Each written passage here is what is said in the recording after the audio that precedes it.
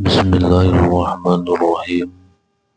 Ngalajengkeun kana jariusan anu katunda ayeuna bagian anu ke-18 bade nyarioskeun asmana Gusti Allah, gelarna Gusti Allah, anu ka-11, ka-12 sareng ka-13. Ka-11 gelarna Gusti Allah Al-Khaliq, hartosna data anu maha nyiptakeun. Allah subhanahu wa ta'ala anu ngadamel sakabeh alam sareng pangeusieuna, termasuk ieu alam dunya. Ieu alam dunya didamel ku Allah subhanahu wa ta'ala, diciptakeun ku Allah subhanahu wa ta'ala sareng pangeusieuna. Sakabeh perkara anu aya di alam dunya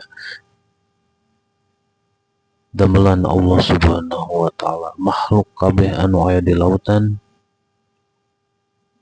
sareng anu aya di daratan kabeh damelan Allah subhanahu wa ta'ala.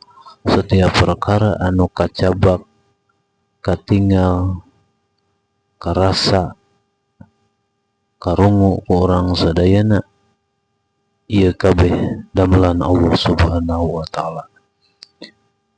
Sakabeh perkara anu aya di alam dunya, sekecil apapun eta perkara, tetap damelan Allah subhanahu wa ta'ala. Pangawe kantun milarian naon bae anu aya di ieu alam dunya, kabeh damelan Allah subhanahu wa ta'ala, termasuk urang sadayana.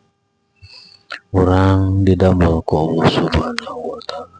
Allah Al-Khaliq, anu maha nyiptakeun, anu maha ngadamel, anu ngadamel sagala rupa perkara. Ka-12 sifatna Gusti Allah, gelarna Gusti Allah Al-Bari'u, hartosna anu maha ngayakeun. Diayakeun kabeh anu aya di alam dunya ku Allah subhanahu wa ta'ala. Sabadana nyiptakeun Allah subhanahu wa ta'ala, teras ngayakeun naon bae anu aya di alam dunya, termasuk urang sadayana diayakeun ku Allah subhanahu wa ta'ala. Ka-13 gelarna Gusti Allah Al-Musawwiru, hartosna dat anu maha ngabentuk. Sakilobana bentuk perkara, setiap perkara ngagaduhan bentukna rupa-rupa, ieu kabeh damelan Allah subhanahu wa ta'ala. Allah anu ngabentukna tanpa bantuan, tanpa niron Allah subhanahu wa ta'ala.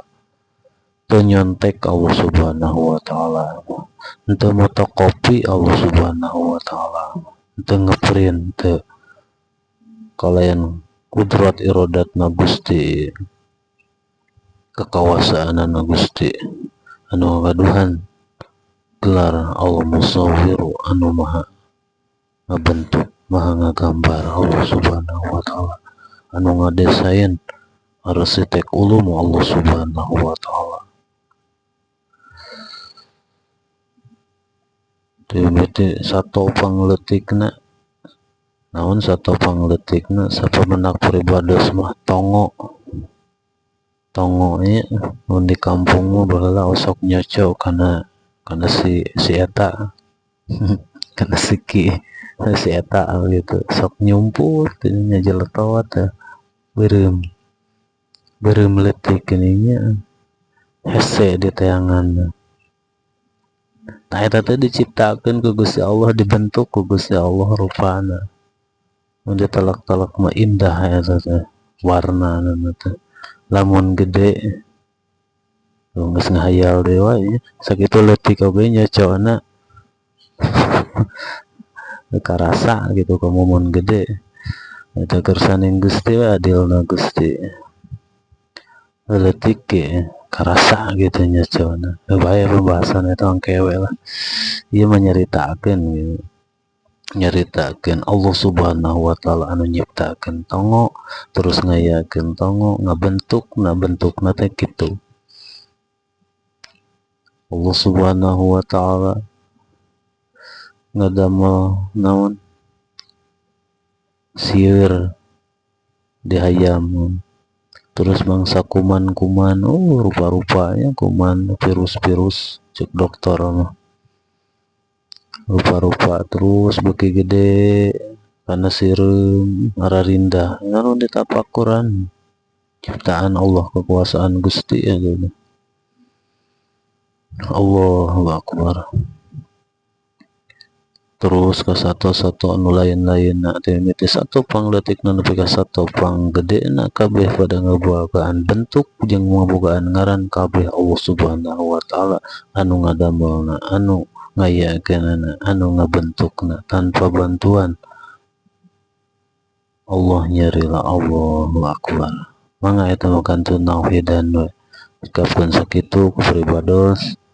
Wabillahi taufiq wal hidayah. Wassalamualaikum warahmatullahi wabarakatuh.